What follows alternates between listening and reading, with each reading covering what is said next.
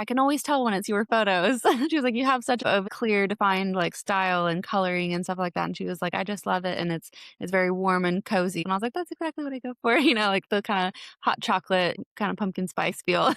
I'm Martina, and welcome to Women Inspired Networking Conversations, the podcast. Now, if you're a woman in business who's ever been nervous about networking, felt intimidated about the salesy approach that most networking events have, then this is for you. This podcast is all about real conversations. No fluff, no pressure, just real conversations with other women in business who understand the journey. Welcome to the podcast. I hope you enjoy. Grab a coffee and let's chat. Welcome to the podcast. Today I am with Julie Clarke from Julie Clarke Photography. Julie is actually one of our photographers who captures our events. Why don't you start by telling us a little bit about your journey and how you got to where you are and what you're doing currently? Yeah. So my dad was a photographer. My grandmother was a photographer. So I've just always grown up around it and got my first camera when I was 12 and then started taking pictures of my nieces and nephews and the families that I nannied for. I was a nanny and babysitter for like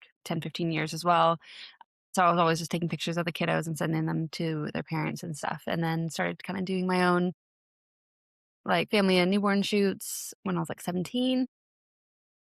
And then I started helping my dad with weddings in high school as well. So I was just always like his second photographer. I would do all the details and the behind the scenes and like, the creative stuff while he was working on the like professional shots. So yeah, so I was just always had a camera in my hand. Every sleepover had cameras. I was taking pictures of my friends. We'd go exploring outside or go downtown, taking pictures of everything. So yeah, so that's kind of how I started. And then I decided to go full time when we moved here in 2021. We moved here from North Carolina and really just was like, okay, I'm going to put all my energy into it now and be a stay-at-home mom and photographer at the same time and see how that goes. And yeah, it's been a journey. It has been really hard, just like rebuilding my name in a new country, not just a new city or state. And I basically felt like I had to start from the ground back up. So it's been 4 years now that we've been here and yeah, it's starting to take off. And then with the networking stuff, I joined Facebook groups when I first got here. I think I joined Meet Epic Moms as well. And then obviously saw your networkings and I was like, I need to go to those, but they just didn't work out for me with baby naps when I had my daughter. And then as soon as she started nursery, I was like, okay, I'm going to these. And so I like went to the first one and I was so nervous, but it was so lovely. And I really love the way that you do like your structure where it's one-to-one because I'm such an introvert that I can't do group chats, but I do really well with one-on-one like conversations. That's just where I thrive. So that's why I love your networking so much. And it has just really, yeah, it's boosted my confidence in telling people what I do because it took me a long time to like when I meet new people to be like, yeah, I'm a photographer. Whereas, because I used to just be a nanny. So I would always be like, oh yeah, I'm a nanny. And that was easier because it felt safe. But yeah. Because you're working for someone else. Yeah, exactly. Yeah. Yeah. And it was one of those things too where like once I had my nanny job, I didn't need any new ones. So I wasn't constantly looking for new clients.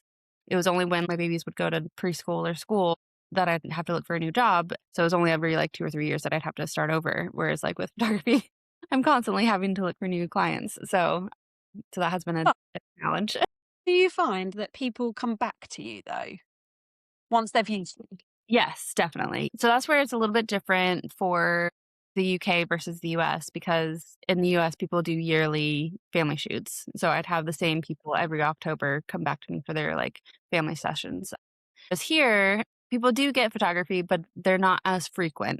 It feels like there has to be some big occasion. It doesn't have to be for their first birthday or for when they're newborn, because I think that's really all that people do here is like newborn sessions and then first birthday, and then, oh, that's it. And then so much of their childhood goes by without having these really lovely photos and where you actually get to be in them. So it's just convincing moms to be in them more. I'm not being funny, but photography is sometimes a bit of a luxury, isn't it? Yes. And yeah.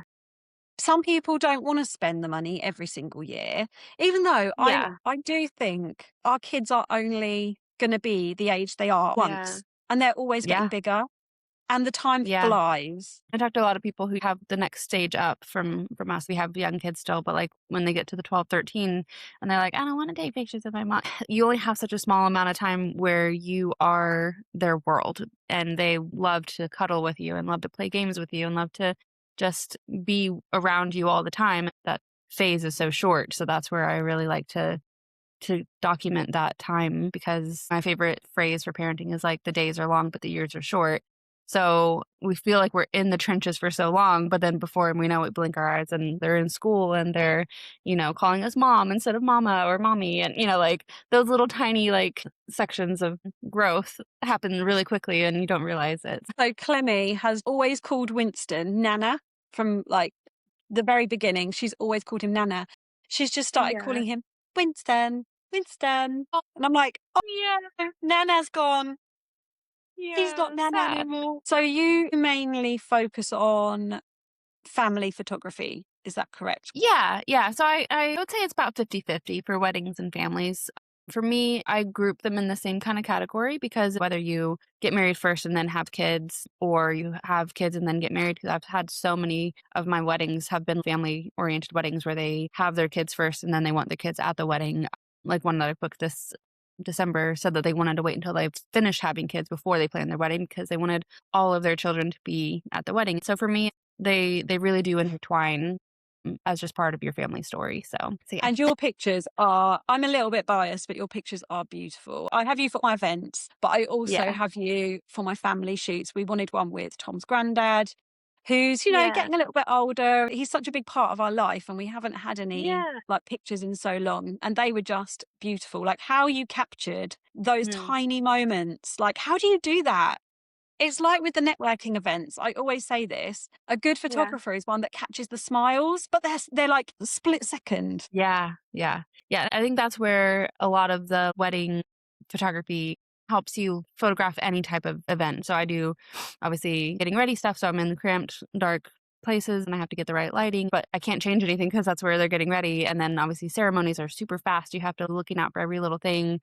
And then reception, I'm doing food photography, tablescapes, and all that kind of stuff. Lighting is changing back and forth from inside to outside. You have to be super quick. And then dancing is even different. So I think having the wedding photography has trained me really well to be on the lookout for all those kind of little moments. So speeches is going to be similar to like your networking events where you've got somebody speaking and then you've got people reacting. So I'm constantly getting some of the speaker and I take loads so that it's not you're like halfway through a word, and I Yes. want to catch when they're laughing and smiling, and then I'm looking around at all the people and who's reacting the most. Having that training with weddings has really helped me be able to do pretty much any type of photography that you need. We have the most beautiful bank of pictures, not just yourself, like we've got lots of other different photographers. And what I really love is everyone's slightly different. Everyone's got a slightly different vibe. Everyone's got a slightly different style. And that is just wonderful. But everyone captures slightly different things. So I've got one lady who tends to capture people from behind them sharing their social medias with each other and stuff, which is really different. And I've got one lady who really likes to do black and white. And then like it's so lovely to have such a varied bank of photos. But I really love just getting pictures of people smiling and enjoying themselves because sometimes I miss that. Sometimes I'm talking, sometimes I'm walking around, and sometimes I miss that.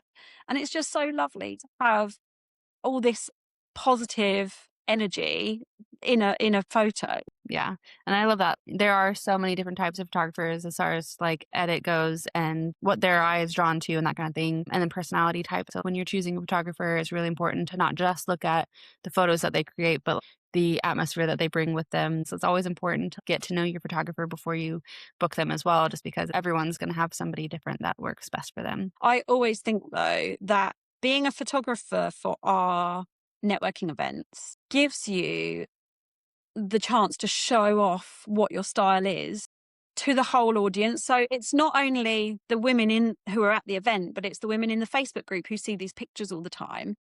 And like people online, because we promote the events quite heavily using the pictures. So people get to see your style regularly. And if they love it, they'll book you for something else. Have you found that with networking? Yeah, yeah, because I know Tiffany was just telling me at the last Mildenhall one, I can always tell when it's your photos. She was like, you have such a clear, defined like style and coloring and stuff like that. And she was like, I just love it, and it's very warm and cozy. And I was like, that's exactly what I go for. Like the kind of hot chocolate, kind of pumpkin spice feel is what I like to aim for. But yeah, so it is nice that the more that you share, whenever it's been me that people are starting to recognize which photos are mine. So when it comes to networking, you actually attend as an attendee sometimes as well. Yes. What do you Yeah. prefer? Oh, that's a good question.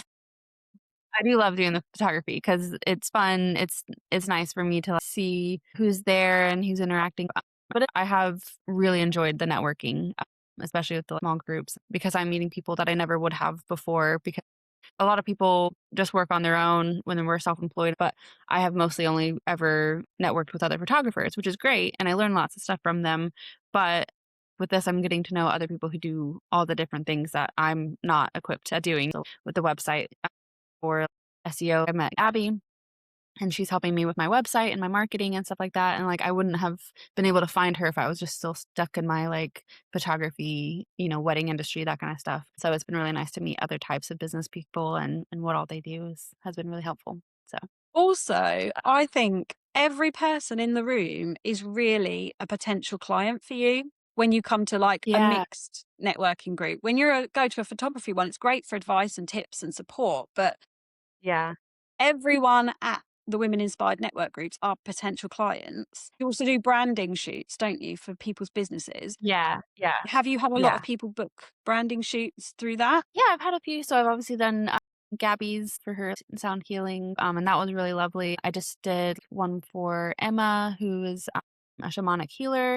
And so we went to like her favorite tree and we got to just kind of be in nature. And those were really, really nice. I love doing the branding for people who don't want traditional branding photos, if that makes sense. So they don't just want a headshot on a clean background. They want to be in their environment and they want to really showcase their personality. I even did like a little mini shoot with Danielle and Paige just in the same day. We were at the same locations, and even those photos are completely different because they both had totally different visions for what they wanted. Danielle wanted a little bit more corporate, so I kind of leaned into that. And then Paige is very, earthy. And so she had her doTERRA oils. So she was like, I want to be just frolicking in the fields. She was really comfortable and she was kind of cozy. She had her laptop. She was sitting on the sofa. Even if you looked at those side by side, obviously it's the same edit, the same style, but we were able to like lean into what exactly they wanted because that's what I want for all my photos. They're your photos, so I want them to be how you want them to be, not how I want them to be, if that makes sense. I want you to feel yourself and feel safe to be seen and all this kind of stuff. So that's when I do branding stuff, I want it to be very unique and very like on brand for you. Anyways, about networking. So I'm guessing when you came to this country, knowing nobody, wanting to start this business, networking was going to be key for you anyway, to get to know people and to have a presence locally. How did you find it starting out? I was really nervous because I've only ever done one networking event local to me in Asheville. And I was like, okay, I'm going to go to this. I'm going to like meet some wedding pros. And I was so nervous. They had like wine there and I tried to drink a few just to hype myself up. And then I left and I was like, I didn't actually make actual relationships with anybody from that day because it was just everyone was standing, talking in groups. And then I think we sat down for a talk. It was so scary and overwhelming. And I think I talked to like two people. There wasn't any intentionality behind it because it was like a corporate sort of setup and stuff. So when I came here, I was trying to join groups. Yeah, I think once I went and because like my first meeting that I went to, it was when I met Gabby and I met Ralu and like we were chatting about like childhood trauma and stuff like that at the table before the actual networking event started. So it was like that first like kind of pre-chat or whatever. I met so many people that first day and they just welcomed me and it was really amazing. I do always say, for some reason, I don't know why, but I seem to attract the most wonderful women. Everyone's so supportive and so kind and wants to help each other and wants to shout each other out, even when they've only just met. I'm always there. I like to know who's who before they come in the room. And I don't want you to feel overwhelmed about coming in. And that pre-event chat can be really overwhelming sometimes.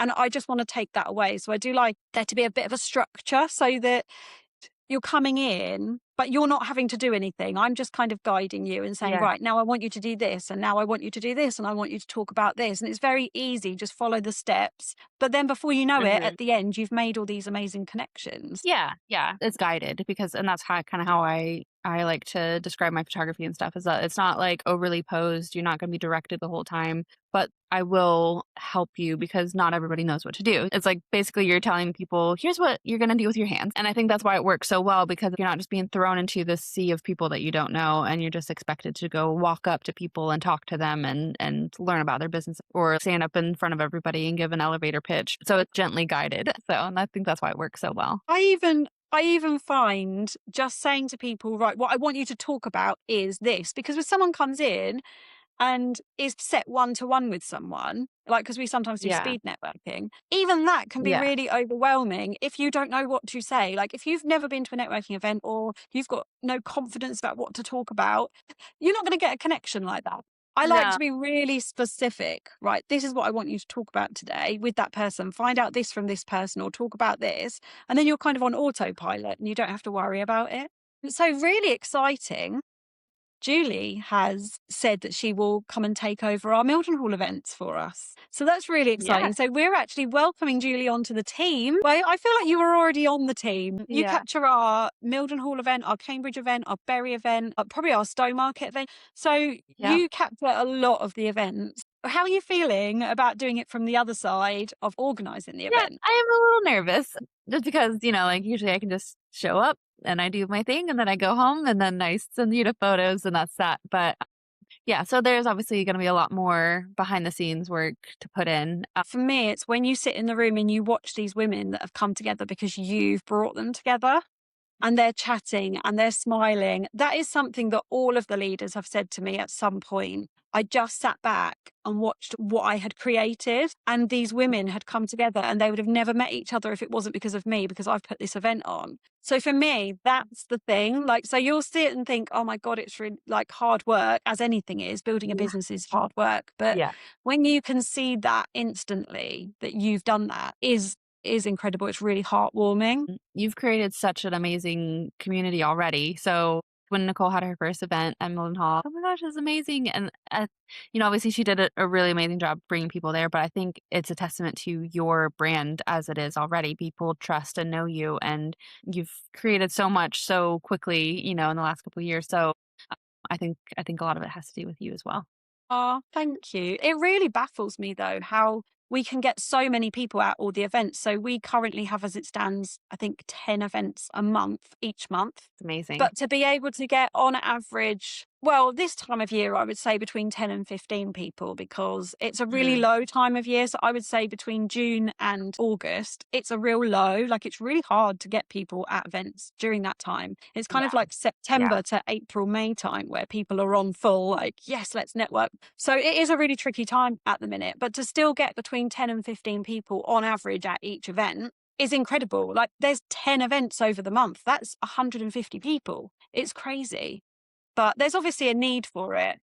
There are other groups that have their own niche on what they specialize in. Lots of them are very corporate, but this is much more for the anxious business owner or for the newbie or for the person who just wants some support and to visibility. Just to finish off, do you want to tell us when your first Mildenhall event is and where it is and the date and things like that? My first Mildenhall networking event is going to be on August 13th at the Riverside House Hotel in Mildenhall. There's free parking there and it's really beautiful. Oh my gosh, it's so gorgeous. So come and can have coffee and we can chat and meet new people and get some beautiful photographs. And I'm really excited. Fab. All right then. Well, I will see you there. But thank you so much for chatting to me. I really appreciate it. Thank you for having me. This was so lovely. Thank you so much for being here and listening with us today. If you're loving the podcast and want to find out more about our Women Inspired Network events, then find out more on www.womeninspirednetwork.com/events. Or you can connect with us on Facebook under Women Inspired Network, or follow along on Instagram under women_inspired_network. And of course, subscribe to this podcast so that you don't miss an episode. I'll see you next week for another honest conversation.